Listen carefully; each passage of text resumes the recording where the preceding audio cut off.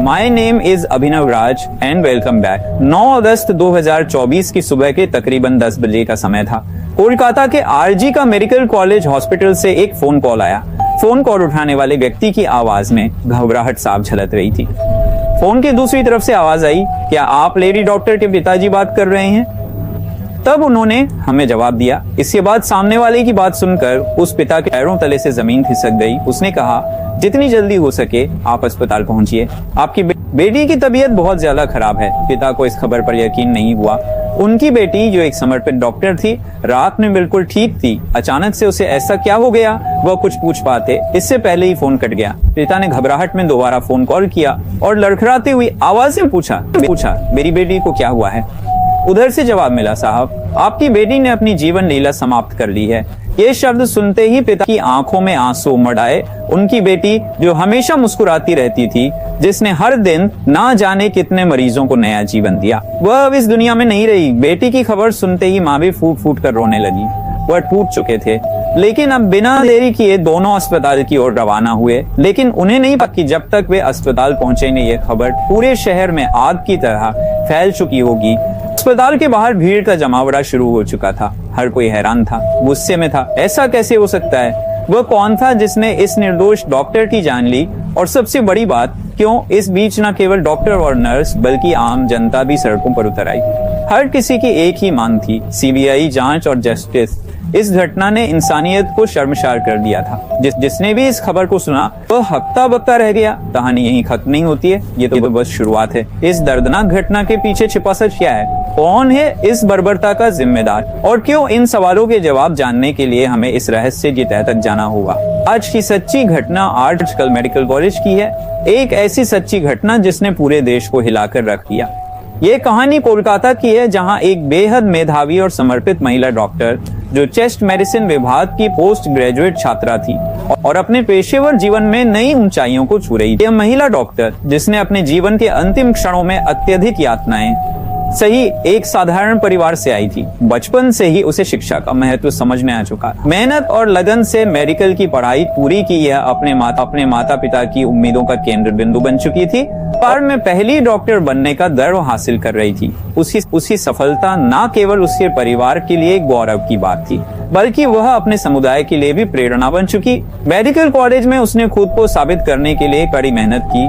उसे हमेशा से ही मरीजों की सेवा करने की प्रेरणा थी और उसने अपने परीक्षण के दौरान जूनियर्स और सीनियर्स के साथ मिलकर काम किया। वह हमेशा मुस्कुराते हुए मरीजों की देखभाल करती थी और अपने काम के प्रति समर्पित थी। लेकिन कोई नहीं जानता था कि एक दिन यही समर्पण उसे भयानक अंत की ओर ले जाएगा। 20,224 8 अगस्त की रात को लगभग 11 बजे उसे उसकी माँ का फोन कॉल आया। माँ ने हर रोज की तरह अपनी बेटी की खैर खबर ली। डॉक्टर ने फिर मुस्कुराते हुए जवाब दिया, मैं ठीक हूँ। उस समय वह मरीजों को देखने जा रही थी। यह उनका आखिरी संवाद था। माँ को यह संतोष था कि उनकी बेटी अपने काम में व्यस्त है, लेकिन नियति कुछ और ही खेल खेल रही थी। रात 12 बजे के आसपास थकान मिटाने के लिए सोने की तैयारी कर सहयोगियों के साथ बैठकर हंसी मजाक के बीच खाना खाया। खाना खाने के बाद उन्होंने कहा कि वे काफी थकी हुई हैं और अब सोने के लिए चौथी मंजिल पर स्थित सेमिनार हॉल। किसी ने सोचा भी नहीं था कि वह आखिरी बार होगा जब वह किसी के साथ मुस्कुराते हुए देखी गई। 9 अगस्त की सुबह जब उसके पिता को वह भयानक फोन कॉल आया, उन्होंने इस बात की जानकारी अपनी पत्नी को दी और दोनों ही घबराए हुए अस्पताल की ओर भागे। और जब वे अस्पताल पहुंचे तो वहां का दृश्य किसी नाइटमेयर से कम नहीं। अस्पताल के गलियारों में अफरा तफरी का माहौल था। डॉक्टर का शरीर अर्धनग्न अवस्था, खून से लथपथ और जख्मों से भरा पड़ा था। डॉक्टर के शरीर पर जगह जगह चोट के निशान पाए गए और उनकी गर्दन की हड्डी टूटी हुई थी। आंखों, मुंह और निजी अंगों से खून बह रहा था। ये कोई साधारण मौत नहीं थी, बल्कि बर्ता की सारी हदें पार की जा चुकी थी। बेटी की हालत को देखकर पिता और माँ दोनों टूट जाते हैं और अब कहने सुनने को कोई शब्द ही नहीं बचता। इस भयानक घटना की खबर ने पूरे अस्पताल के सभी डॉक्टरों, नर्सों और कर्मचारियों को हिलाकर रख दिया। खबर अस्पताल से बाहर निकली तो सोशल मीडिया पर आग की तरह फैलने लगी और पूरे शहर में गुस्से की लहर दौड़ गई। अस्पताल के बाहर लोगों का जमावड़ा होना शुरू हो गया। डॉक्टरों और नर्सों ने धरना प्रदर्शन शुरू कर दिया। लोगों की बस एक ही मांग थी, न्याय। दोषियों को सख्त से सख्त सजा देना। बढ़ते दबाव के चलते इस मामले की जांच बहुत तेजी से शुरू हुई। जांच अधिकारियों ने जैसे ही जांच शुरू की, लेकिन शुरुआत में अस्पताल प्रशासन ने इसे एक आत्महत्या के रूप में पेश करने की कोशिश की थी। हालांकि घटना स्थल की स्थिति, महिला डॉक्टर के शरीर पर गहरे घाव और उसकी टूटी हुई गर्दन की हड्डी, ये सभी संकेत देते थे कि यह मामला साधारण तो बिल्कुल भी नहीं है, जो कि पोस्टमार्टम की रिपोर्ट ने साबित कर ही दिया था। जैसे जैसे मामला आगे बढ़ा, राजनीतिक नेताओं और सामाजिक संगठनों में भी इस मामले पर दुख जताया। ये घटना केवल एक परिवार का दर्द नहीं, बल्कि पूरे समाज का सवाल बन गई थी। ममता बनर्जी की सरकार भी इस मामले को लेकर दबाव में आ गई थी। खैर, जांच के दौरान सेमिनार हॉल के पास के सीसीटीवी फुटेज खंगाले गए। इसमें कुछ संदिग्ध गतिविधियां देखी गई। जांच के दौरान संजय राय नामक एक व्यक्ति सामने आया, जो पुलिस कल्याण बोर्ड में सहायक के रूप में कार्य करता था। वह अक्सर अस्पताल में आता जाता था और उसे संदेह की निगाहों से अब देखा जाने लगा। उसी जांच के दौरान पुलिस को सेमिनार हॉल के पास एक ब्लूटूथ डिवाइस मिला। पुलिस ने जब उसका ब्लूटूथ डिवाइस चेक किया, जो कि बुरी हालत में टूटा हुआ था, ये डिवाइस संजय राय का निकला। फिर उसे तुरंत हिरासत में लिया गया। अब संजय राय का इतिहास और उसकी गतिविधियां किसी से छिपी नहीं हुई थी।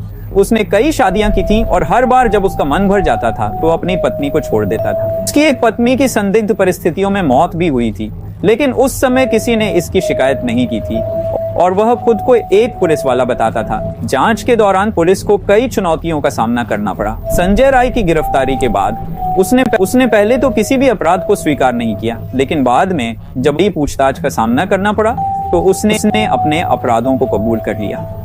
8 अगस्त की रात संजय राय ने शराब के नशे में धुत होकर उस महिला डॉक्टर पर हमला किया। उसने पहले उसे बुरी तरीके से मारा, फिर उसके साथ दुष्कर्म किया और अंत में उसकी जीवन लीला समाप्त कर दी। उसके शरीर पर जगह जगह गहरे घाव के निशान पाए गए, जो इस बात का सबूत थे कि उसने कितनी क्रूरता के साथ महिला डॉक्टर पर हमला किया था। पुलिस ने उसके मोबाइल को भी जब्त किया और उसमें कई आपत्तिजनक वीडियो भी पाए गए, जो उसके अपराधी होने के और भी पुख्ता सबूत थे। फिर पुलिस ने संजय राय के खिलाफ भारतीय न्याय संहिता की धारा 64 और धारा 103 के तहत मामला दर्ज किया और सियालदह अदालत ने उसे पेश किया, जहां पर उसे 23 अगस्त तक पुलिस रिमांड में रखे जाने की मंजूरी मिली। बाकी अभी यह मामला चल ही रहा है, तो हो सकता है कि उसमें अभी और भी नए खुलासे हो जाएं, जो कि मैंने आप सभी के कहने पर ही इस केस को इन्वेस्टिगेशन के दौरान ही कवर किया। इस घटना ने हमें यह सोचने पर मजबूर कर दिया है कि हमारा समाज किस दिशा में जा रहा है। इस घटना ने हमें यह भी सिखाया कि समाज में महिलाओं की सुरक्षा के लिए केवल कानून ही नहीं, बल्कि समाज की सोच और जागरूकता भी महत्वपूर्ण है। हमें यह समझना होगा कि महिलाओं की सुरक्षा के लिए केवल एक कानूनी मुद्दा नहीं है, बल्कि एक सामाजिक मुद्दा भी है, जो हमें बचपन से ही छोटे बच्चों को सिखाना होगा कि नारी शक्ति ही जीवन है। बाकी अगर आपको हमारा ये छोटा सा प्रयास समझ में आया हो तो सब्सक्राइब करके हमारी जरूर दें और मिलते ही हैं अगली वीडियो में। जब तक की